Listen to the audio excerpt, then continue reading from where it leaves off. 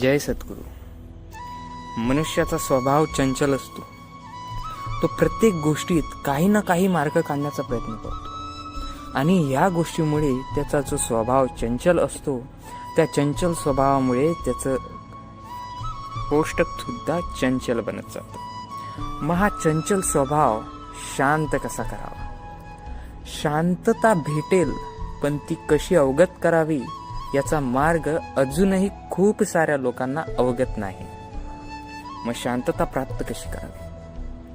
शांतता प्राप्त करायची असेल तर सर्वात महत्वाची वस्तू आहे उपासना. उपासनाच आहे जी भविष्यात व वर्तमानात तुम्हाला शांती देऊ शकेल. आणि उपासनेतून शांती कशी लाभेल? उपासनेने तुमचे मन हे तुमच्या नियंत्रित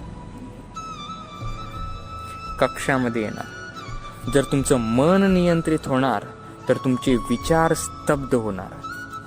मन नियंत्रित आणि विचार जर स्तब्ध राहिलेत तर कोणताच दुष्कर्म व दुष्परिणाम हा तुमच्या मनावर आघात नाही करू शकत.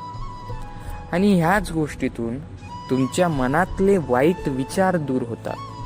व एकदा का तुमच्या मनातले वाईट विचार दूर झाले म्हणजे तुमच्या मनात जागा उरते ती फक्त शांततेला.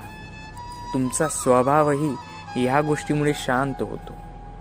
आणि जितकं तुमचं मन, विचार, बुद्धी आणि स्वभाव शांत असेल तितकंच ते तुमच्यासाठी फायद्याचं ठरू शकतं. मित्र हो, भेटूयात पुढच्या व्हिडिओमध्ये एका नवीन आशय व आक्षेपासोबत.